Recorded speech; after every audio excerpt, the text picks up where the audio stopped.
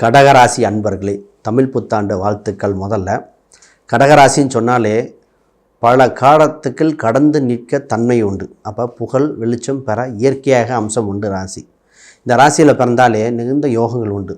ஆனால் இதை போன வருஷம் சொல்லியிருந்தால் ஒத்துருக்க மாட்டீங்க. ஏன்னா அஷ்டமச்சனியோட தாக்கம் இருந்தது இல்லையா? இந்த தமிழ் புத்தாண்டில் நடக்க போகிற அற்புதம் என்ன? அஷ்டமச்சனி விலகுது. தடை செய்த நல்ல தகவலை தடை கொடுத்துட்டு கேது பகவான் விலகிறார். 8ல் ராகு ஒரு புதையல் யோகம் மாதிரி அபிரிதமான விருத்தியை கொடுக்குறார். அப்போ 7ஆம் வீடு நல்ல ஸ்தானத்தை வச்சு 10க்குரிய ஸ்தானமும் செவ்வாயும் நல்லவர்கள் பயணிச்சிட்ருக்கார். ஆக இந்த வருஷத்தில் கொடுக்குற சிறப்பு பலனை தெளிவாக பார்த்துருவோம். திருமணம், குழந்தை பிறப்பு, பொருளாதார ரீதியான மனசுக்கு உண்டான சஞ்சலங்கள் எப்படி விலகுது, தொழில் ரீதியாக விருத்திகள் என்ன, ஆடை ஆபரணம் சேர்க்கை எப்படி, அதை பற்றி பார்ப்போம். முதல்ல அனைவருக்கும் வணக்கம். நான் உங்கள் ஸ்ரீ சுபம் விஜயகுமார்.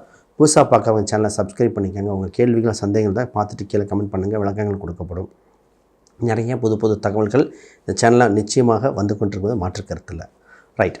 பொதுவாக கடகராசி அப்படின்னாலே பார்த்திங்கன்னா அன்பு பாசம் அதிகமிக்க ராசி. இந்த ராசிக்கு பார்த்திங்கன்னா பாசங்கள் அதிகம், அறிவும் அதிகம். அறிவாளி ராசி. அதாவது இந்த அறிவையும் மனசையும் குழப்பிக்கும்.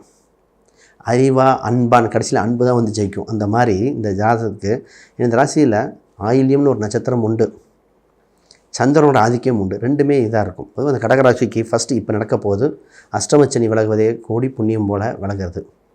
உங்கள் ராசிக்கு முதல்ல தன தானிய விருத்தி உண்டு. இடம் மாற்றம் ஏற்படுகிறது. ஒரு இடம் வீடோ இடமோ ஒரு இடம் மாறி நிற்க போகிறீங்க. கொஞ்சம் சூழ்நிலை மாற்றலாம், ஜாபை மாற்றலாம், இல்லை அட்லீஸ்ட் வீடாவது மாற்றி நிற்கலாம், இல்லை வீட்டில் ஒரு பெயிண்ட்டாவது போட்டுக்கலாம், நான் வேறு ரூமில் தூங்குகிறேன் அப்படின்னு மைண்ட் வந்து நிற்கும். ஆக ஒரு இடம் ரீதியாக மாறக்கூடிய அம்சம் வந்திருக்கு. அது உங்களுக்கு சாதகத்தை கொடுக்கும். இப்போ மைண்டு ஃபுல்லு என்ன இருக்கும்னா, வேலையில் ஒரு இம்ப்ரூவ்மெண்ட் வந்துடணும், வேலை செய்கிறதுல ஒரு அங்கீகாரம் கிடச்சிடணும். நிறைய பேர்த்துக்கு பார்த்திங்கன்னா ஜாப் ரீதியாக நிறைய பேர் ஜாப் மிஸ் ஆகிட்டு வேலை இல்லாமல் கஷ்டப்பட்டவங்க நிறைய பேருங்க. ஒரு சிலர் இப்போ வேலையை விட்டுட்டு வேறு ஒன்று படிக்க ட்ரை பண்ணிகிட்ருக்கீங்க. பொதுவாக வேலையை விட்டுட்டு போகிறதுங்கிறது ஜாதகம் இதெல்லாம் பார்த்துட்டு பண்ணணும். கால சூழ்நிலை எப்படி தான் வரும். ஒரு வேலையை விட்டுட்டு ரிஸ்க் எடுத்து நான் பண்ணுறேன் அப்படின்னு வரும். இது குறிப்பாக ஒரு சிலர் என்னன்னா, வெளிநாட்டுக்கு முயற்சி பண்ணுறேன், அது கொஞ்சம் படிக்க வேண்டியது இருக்குது, அதனால் இந்த வேலையை விடுறேன். வேலைக்கு போயிட்டு இருந்தவங்க இப்போ என்ன நடக்கும்னா, போயிட்டுருக்காங்க சார் ஃபாரினில் ஒரு எஜுகேஷன் கிடச்சிது, அப்போ ஒரு விஷயத்தை இம்ப்ரூவ் பண்ணுறதுக்கு வேலையை விடணும் அப்படிங்கிற முடிவுங்கிறது கவனித்து எடுக்க வேண்டியது. பட் வேலையில் இருந்தீங்கன்னா என்ன நடக்கும் அப்படின்னா, வேலையில் இம்ப்ரூவ்மெண்ட் நடக்கும். பொருளாதார ரீதியாக நல்லா டெவலப்மெண்ட்டு, ப்ரொமோஷன் கிடைக்கிற காலகட்டம், சம்பள படிநிலை அதிகமாக உயர்கிற காலகட்டம். இந்த நேரத்தில் புது ஆப்பர்ச்சுனிட்டிகள் கம்பெனியே உங்களுக்கு படிக்க வைக்கக்கூடிய சூழ்நிலை உண்டு. இந்த அளவுக்கு இருக்குது. அப்போ உன்னை விட்டுட்டு போகணுன்றதுக்கு முன்னாடி ஒரு ஒப்பீனியன் வாங்கிட்டு பண்ணுறது ரொம்ப சிறப்பாக இருக்கும். ரைட். இப்போ திருமணம் பற்றி கேள்விகள் வந்து பார்ப்போம். 7க்குரிய 9ஆம் ஸ்தானத்தில் நல்ல ஸ்தானத்தில் இருக்கிறனால திருமணம் கைகூடும். நிறைய பேர்த்துக்கு கடகராசிக்காரங்களுக்கு உன்னோட திருமணம் வரைக்கும் போயிட்டு பையனுக்கு பிடிச்சா பொண்ணுக்கு பிடிக்கல, பொண்ணுக்கு பிடிச்சா பையனுக்கு பிடிக்கல, பையன் பொண்ணு அவங்க அம்மா அப்பா கூட பிடிச்சிருச்சு, சொந்த பந்தம் வந்து குழப்பி விட்டு போயிட்டாங்க. ஆக மொத்தம் திருமணம் இனிதே நடக்கக்கூடிய காலகட்டம் வந்தாச்சு. குரு 12ல் வருதுங்க. 6 9 12. இப்போ தொலைதூர பயணத்துக்கு சாதகமாக இருக்கிறது. தந்தை மகன் உறவில் கொஞ்சம் கவனம். தந்தை வழி சொந்தக்காரங்களுக்கு ஏதாவது சொன்னால் கூட கொஞ்சம் கண்டு தெரிஞ்சு தெரியாமல் விட்டுருங்க. இந்த நேரத்தில் இன்வெஸ்ட்மெண்ட்டுக்கு உண்டான காலகட்டம். இந்த நேரத்தில் தான் மைண்டில் இன்வெஸ்ட்மெண்ட் பண்ணலாம். இடம், வீடு, சொத்து சம்மந்தப்பட்ட சிந்தனை வந்துகிட்டே இருக்கும். சார் கார் அவ்வளோ பெரிய கார் வாங்கணுங்க, நானும் கௌரவமாக இருக்கணும், என் மனைவி மக்களுக்கு நகை வாங்கி கொடுக்கணும், இப்படி தான் வந்து நிற்கும். நகை, இடம், சொத்து அந்த மாதிரி வந்து நிற்கும். ஏன்னா பல கஷ்டங்கள் போன வருடங்கள் சில வருடங்கள் அனுபவிச்சாச்சு. இந்த தமிழ் புத்தாண்டிலிருந்து என்ன வருதுன்னா, சொத்து சுகங்கள் உண்டு. அது கிளவராக பார்த்து பயன்படுத்திங்க. வாஸ்து திசைகள் பார்த்து வாங்கணும். அந்த வீடு தலைவாசல் என்ன, எந்த திசையை பார்த்துருக்கணும், வாஸ்து எப்படிங்கிறது ஒவ்வொரு ஜாதக ரீதியாக மாறும். அப்போ ஜாதக ரீதியாக பார்த்து பொதுப்பலனாக சந்திரனுக்கு கடகத்துக்கு சொல்கிறதுங்கிறது பொதுப்பலன். ஜாதக ரீதியாக 4ஆம் அதிபதி என்ன, செவ்வாய் என்ன, அப்போ இந்த ராசிக்கு நல்லா இருக்கா, லக்னத்துக்கு நல்லா இருக்கா, வருகின்ற தசாபுத்திக்கு எப்படி போகுது, அப்படி பார்த்து டிசிஷன் கொடுக்க வேண்டிய காலகட்டம். ரைட். இப்போ குழந்தைகள் சம்மந்தப்பட்ட வருத்தங்கள் தான் ரொம்ப நாளாக பட்டுட்ருக்கீங்க. இந்த கடகராசிக்கு குழந்தை மேலே வருத்தம் அப்படின்னு ஒரு வார்த்தை சொன்னால் இந்த இது நல்லா ரொம்ப பொருந்தும். குழந்தைக்கு உடல்நிலை பற்றி வருத்தப்பட்டு ஒரு சிலர், குழந்தையோட எஜுகேஷன் சம்மந்தப்பட்டு சார் நல்லா எஜுகேஷன் நல்லா கொடுக்கணும்னு நினைக்கிறோம், முடியல. குழந்தைக்கு ஸ்போர்ட்ஸில் அவ்வளோ இன்ட்ரெஸ்ட் இருக்குது, அவ்வளோ ஆசைப்பட்றான், ஆனால் கொடுக்க பொருளாதாரம் இல்லை. இப்படி நடந்துட்டேன். இப்போ குழந்தைகள் சந்தோஷமாக அவங்களே வழிநடத்த, அவங்களுக்கு வாழ்க்கையில் ஒரு வெளிச்சம் காட்ட வாய்ப்பு அபரிவிதமாக வந்து உங்களை சந்தோஷப்படுத்துது. கணவன் மனைவி அந்யோன்யம் இன்னும் அதிகரிக்கலாம். அதனால குழந்தை சந்தோஷமாக இருப்பாங்க. நீங்கள் ஒரு பக்கம், மனைவி ஒரு பக்கம், குடும்பம் ஆளுக்கு ஒரு பக்கம் இருந்தால் குழந்தைங்க தான் பாதிச்சது. குழந்தைகளுக்காக நீ வாழ வேண்டிய சூழ்நிலை வந்தாச்சுங்க. உங்கள் சந்தோஷம், குடும்ப சந்தோஷம் பெஸ்ட்டாக இருக்கும். உங்கள் ராசிக்கு 2ஆம் இடத்தில் கேது பகவான் வருகிறார். குடும்பத்தில் இருந்த குழப்பங்கள் தீரும். பொது குழப்பங்கள் வந்து அதுவும் தீரும். தீரும். புது குழப்பம் வரும். எனக்கு 2இல் கேது வந்தாலே ரொம்ப நாளாக மனசுக்குள்ளே போட்டு முடிச்சுட்டு இருந்த விஷயங்களுக்கு ஒரு தீர்வு வருங்க. அட்ஜஸ்ட் பண்ணிகிட்டு இருந்தேன். இப்போ பேச்சுவார்த்தையின் மூலம் பேசி காம்ப்ரமைஸ் ஆக வாய்ப்புண்டு. 2இல் கேது 12இல் 6 12 தொடர்பு. இப்போ தான் நிறைய பேருக்கு வெளிநாட்டுக்கு ட்ரை பண்ணுவாங்க. வெளிநாட்டுக்கு நிறைய பேர் பயணங்கள் உண்டு. ஒன்று இன்ப சுற்றுலாவாக இருக்கும், இல்லை ஆன்மீக சுற்றுலா. இது ரெண்டும் இல்லை. வருமானம் 2ஆம் இடம் வருமானம் இப்போ எப்படி வந்து நிற்கும்னா ஃபாரின்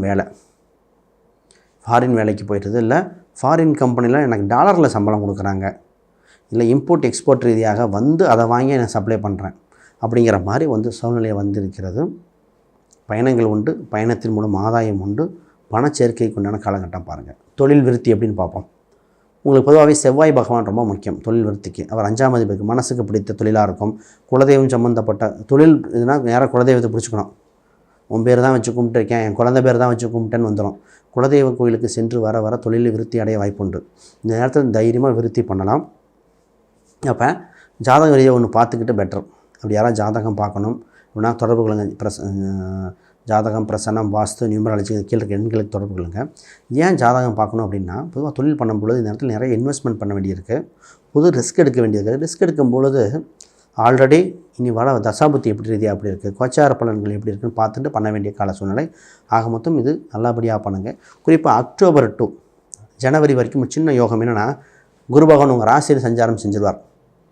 உங்கள் ராசியில் குரு பகவான் பயணிக்கும் காலகட்டத்தில் என்னென்னா 1, 5, 7, 9. அப்போ நிறைய பேர்த்துக்கு பார்த்திங்கன்னா திருமணம் தடையெல்லாம் விலகி திருமணம் நடந்துடும்.